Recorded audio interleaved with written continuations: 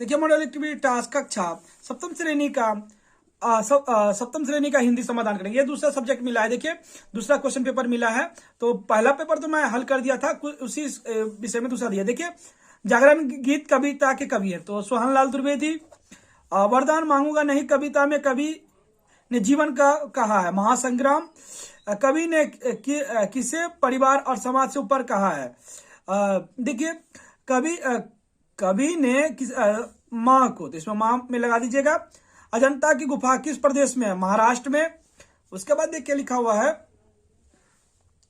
कि मोइना किसका पीछा करती थी? सांप का। मास्टर जी बच्चे को कितने बजे पढ़ाने आते थे? 3 बजे। तूफान गुजरने के बाद क्या पता चला? प्याले खाली है। लाल ताऊ किसे कहा जाता है? लेटर बॉक्स को। देखिए लेटर बॉक्स को लाल रंग होता है इसलिए लाल ताऊ। मानव संस्कृति है एक अविभाज्य वस्तु। उसका देखिए है कि 8 प्रश्नों के उत्तर 1 या 2 वाक्यों में दीजिए। 1 या 2 वाक्य में उत्तर देना है, तो मैंने लिख दिया। इस प्रकार आप लोग भी लिख दीजिएगा। देखिए पहला क्वेश्चन है, जागरण गीत कविता के कवि सोहन लाल द्विवेदी जी हैं। विपत होने का आशय राह भटक जाने से है, अर्थात जब मानव गलत रास्ते पर चल देते हैं तो कवि कहते हैं कि मैं सही रास्ते पर चलाने आ रहा हूं, वो तो कवि कहते हैं। उसके बाद देखिए दूसरा नंबर क्वेश्चन है कि हमारा देश किस प्रकार अनाथ हो गया। देखिए हमारा देश के जवान जब शहीद होते हैं तो हमारे देश के लोग ही भाई पिता बेटे खोता है, अर्थात जवानों के शहीद होने के कारण हमारा देश जवान शहीद होने के कारण हमारा देश अनाथ हो जाता है, अनाथ हो जाता है। ठीक है।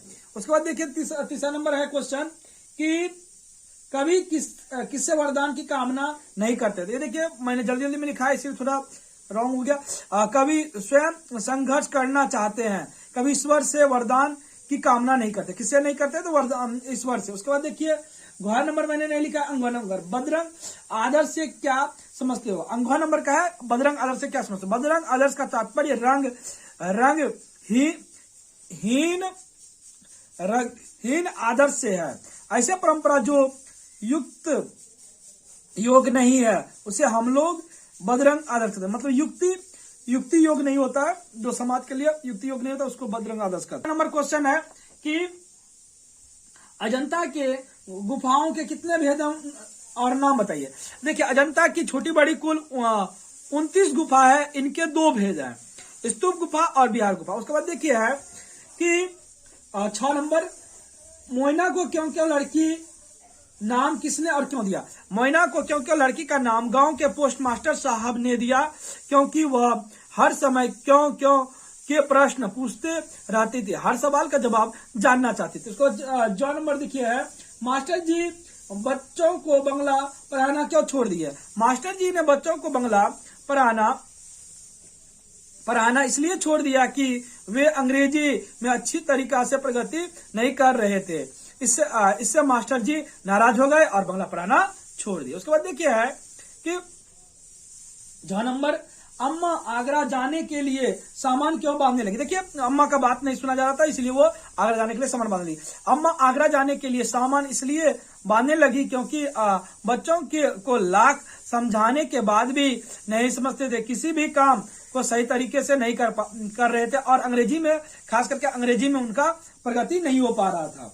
पैर को रात में बोरियत क्यों हो रही थी? पैर को रात में बोरियत होती थी क्योंकि रात लंबी होने लगी थी। देखिए उसके बाद 3 में आएंगे।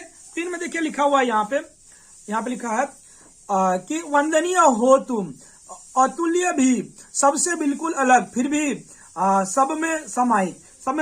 पाठ और कवि का नाम बताओ, इस पंक्ति का भाव स्पष्ट करें। तो मैंने लिखा है, देखिए आप लोग भी इसी प्रकार इसको लिख दीजिए। देखिए माँ पाठ से लिया गया और कवि का नाम रजनी श्रीवास्तव जी है, इस पंक्ति का भाव स्पष्ट करें। देखिए प्रस्तुत पंक्ति माँ कविता से लिया गया है, इस पाठ की कवि रंजना श्रीवास्तव जी हैं। कवित्री कहती है कि माँ वंदनीय है और माँ की तुलना किसी से नहीं किया जा सकता। माँ सबसे अलग होती है लेकिन माँ सब में समाहित होती है, इतना होते हुए भी सब में समाहित होती है। उसके बाद देखिए क्वेश्चन है कि उनकी आंखें भर आई, उनकी शब्द का प्रयोग किसके लिए किया गया है? सांकेतिक व्यक्ति की आंखें क्यों भर आई? तो इसका देखिए लिखिएगा इस प्रकार, उनके शब्द का उनकी शब्द का प्रयोग लेखक ने मास्टर जी के लिए किया गया है। सांकेतिक व्यक्ति की आंखें इसलिए भर आई क्योंकि अब इन बच्चों से नहीं मिल पाते। उनके मिलने का आखिरी दिन था, इसलिए उनसे लगाव भी हो गया था, इसलिए ये सब कारण था कि उनकी आंखें भर आई थी। उसके बाद देखिए निम्नलिखित प्रश्नों का उत्तर दीजिए। विलोम शब्द लिखिए। विलोम शब्द का कल्पना का और कल्पना लिख दीजिएगा, नहीं तो इसे मैंने लिख दिया। देखिए कल्पना का वास्तविक, फसाद का शांति, स्मृति का अस्मृति। उपसर्ग पृथक करें तो इस प्रकार देखिए, दो ही करना है तो आप लोग दो कीजिएगा। प्रवृत्ति वृत्त प्र, दुर्गंध गंध दूर, संरक्षण का रक्षण सन। उसके बाद देखिए है प्रत्यय को अलग करें। ये उपसर्ग था, ये प्रत्यय को देखिए, सुरहानी सुराही, यहाँ बुध बुधाती, बुध बुध आती, उत्सुकता उत्सुकता। उसके बाद देखिए पर्यावाचक शब्द लिखा हुआ है। सूर्य का लिखना है तो सूर्य, सूरज का होता है सूर्य दिनकर, मशहूर का विख्यात प्रसिद्ध, और हवा का होता है वायु पवन। देखिए उसके बाद है कि अपने प्रधानाध्यापक के पास छुट्टी के लिए आवेदन पत्र लिखिए।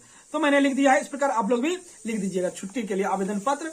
देखिए मैंने लिख दिया है, सेवा में श्रीमान प्रधान अध्यापक महोदय सिलीगुड़ी देशबंधु हिंदी हाई स्कूल। आप लोग अपना स्कूल का नाम लिख दीजिएगा। विषय 5 दिन की छुट्टी के लिए महोदय, सविनय निवेदन है कि मैं बुखार से पीड़ित हूँ। मुझे डॉक्टर साहब ने 5 दिन तक आराम करने के लिए कहा है, इसलिए मुझे 10/12/2021 तक छुट्टी देने की कृपा करें। इसके लिए मैं आपका आभारी रहूंगा। आप आज्ञाकारी छात्र, यहाँ पे अपना नाम लिख दीजिएगा, कक्षा क्रमांक। और उसके बाद देखिए किसी एक विषय पर निबंध लिखे। मैं दुर्गा पूजा पे निबंध लिख दिया हूँ। आप लोग भी इसी प्रकार दुर्गा पूजा पर निबंध लिख दीजिएगा, नहीं तो दूसरे पूजा पर लिख दीजिएगा। देखिए जिसे मैंने लिखा, दुर्गा पूजा हिंदुओं का सर्वश्रेष्ठ पर्व है। यह दशहरा के नाम से विख्यात है। इसी दिन भगवान राम ने लंका के राजा रावण पर विजय पाने को लिए दुर्गा की थी। इसके दूसरे ही दिन राम ने रावण का संहार किया था, इसलिए यह त्योहार विजयदशमी के रूप में मनाया जाता है। माँ दुर्गा शक्ति की प्रतीक है। देखिए इस प्रकार लिख लीजिएगा। देखिए इस प्रकार मैंने लिख दिया। महिषा को अत्याचार से जब देवगण ग्रस्त हो गए तो दुर्गा ने भयंकर रूप धारण कर इसी दिन महिषासुर का संहार किया था। भारत में सभी जाति के लोग इसे बड़े धूमधाम के साथ मनाते हैं। पंडाल में 10 भुजाओं वाली दुर्गा की प्रतिमा सिंह पर सवार महिषासुर का वहां करते हुए बैठाई जाती है। उनके दाहिने गणेश और लक्ष्मी तथा बाएं सरस्वती और कार्तिक की प्रतिमा बैठाई जाती है। और भी आप लोग इसमें लिख सकते हैं, इतना मैंने लिख दिया है। देखिए इस प्रकार आप लोग भी लिख दीजिएगा।